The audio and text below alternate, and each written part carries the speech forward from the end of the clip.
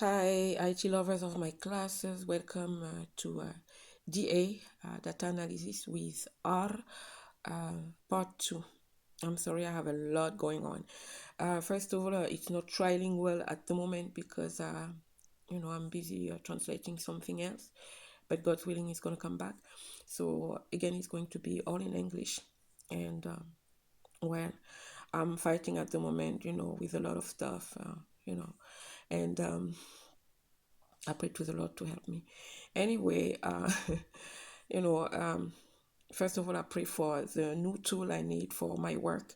I was trying to purchase it here, but it didn't work as usual here. I will have to purchase it, out of the country again. All right, let's start. I was just showing you how you can open a new script on R. You go by tab file and then you choose new file and then you make sure you're going to choose also the R script because you can edit in multiple areas here.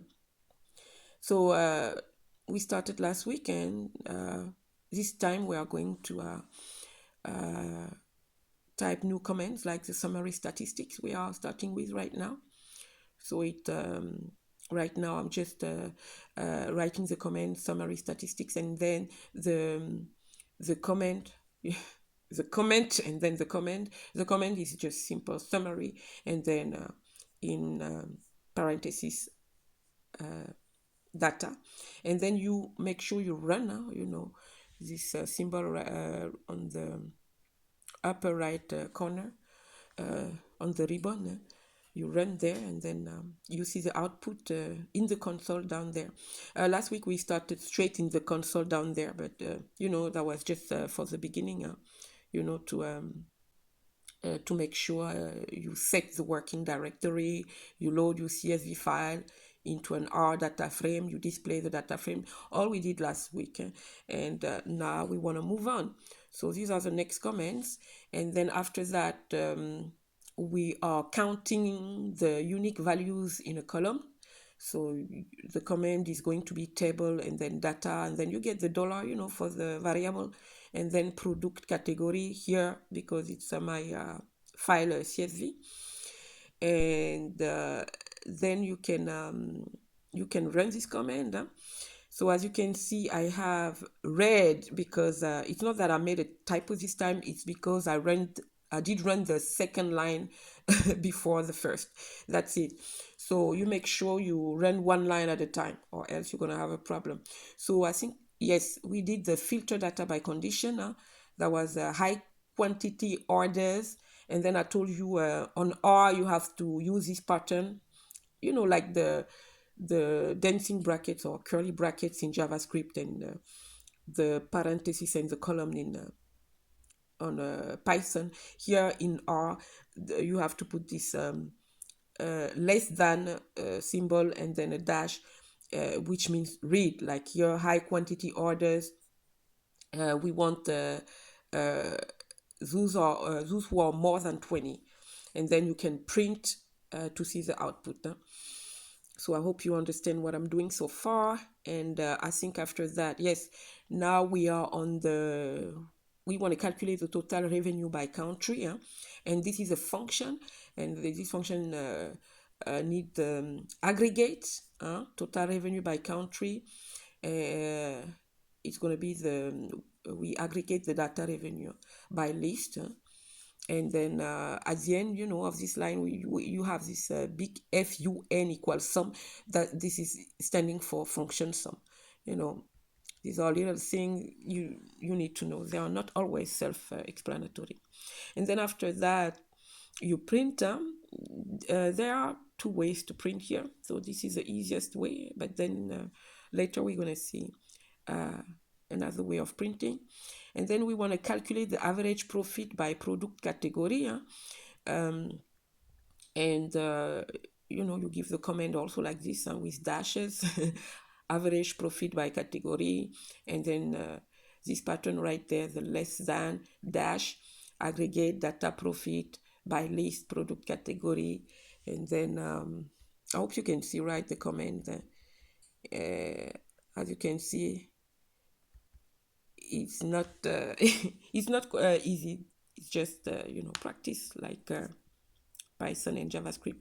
But as I said before, the informations you get here by typing your comments on R, the same info you can also get on Colab or Jupyter. It's just another way of working. But I prefer R because you can really do like almost everything. You can markdown, you can edit markdown, HTML, Python, JavaScript. You can really do everything. It's better than VS Code. I had a lot of trouble on VS Code with these, how do you call them, the deprecated extensions issue all the time. I could not edit HTML anymore. I had to give up on HTML for a while, and that's not cool when you want to progress. And here I will not have this problem. So I'm thankful that I found that out, and that's why it's good to watch people's tutors, because you can learn a lot. Especially when you don't have the opportunity to go to school. Okay, right now, what we did, I think we are under calculating the total revenue generated by each age group this time. It's all according to the CSV you have, or whatever file you are working with. Of course, you're going to deal with the data which are inside. So this one is a long comment, and I think here I'm going to make a typo, and then I will have to correct it to make sure everything is all right. So when you make a typo, it's going to indicate it by red. So you're going to see it red, means okay, you have to do something again. Okay, here is going to be, as I said, calculate the total revenue generated by each age group. So it's a function again. We're going to use the aggregate, and then with the sum function again. Of course, we're going to see other functions. It's going to be a long a long work here, so we do that partly, but it's fun. I love it. So right now, I think yes, I'm still by group data by age group, and then I think I'm going to show you also, because I did that before, and I'm just inserting the comments right now. So as I said before, also you don't have a Copilot giving you suggestions as you code, but they're gonna help you with the vocabulary, little things. Yes.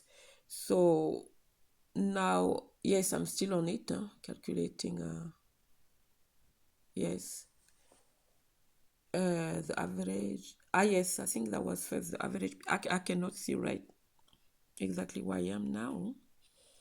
No, we are already on visualizing the data, creating basic plot. We want to see a little plot. We are going to see more. But that's the first easy plot I wanted to do. So visualize data, creating basic plot of the total revenue by country.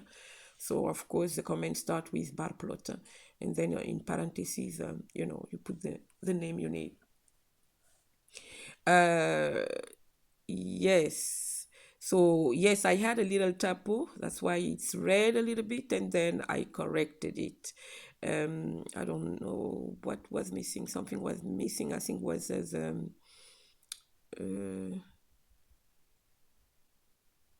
oh yes, here I wanted to tell you. Maybe you need to know that sometimes you have some little things you don't understand. Like here, maybe you don't understand the Y lab revenue at the end of my comment, or the last LAS2. I'm just going to tell you straight what it is. Now I'm showing you that I'm finished, and when you finish, you can go save your work. You just save as, you put your title and you save. Let me tell you the explanation of these two.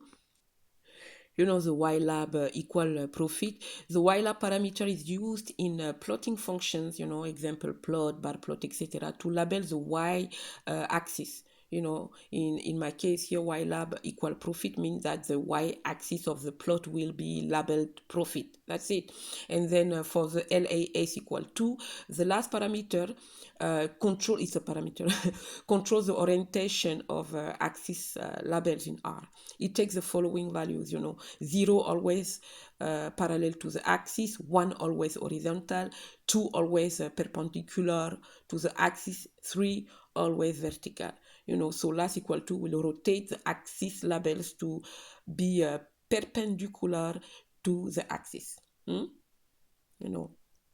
Labels will be vertical. Okay. What I wanted to mention also is that, here on R, we have to care about this case sensitivity too, just like on Python and JavaScript, and. So now it's the end. We are going to stop right here. I think I did show you that you can expand and collapse, to make it bigger and little, this plot, the pages. It's very interesting here on R. You can really work a lot on this platform.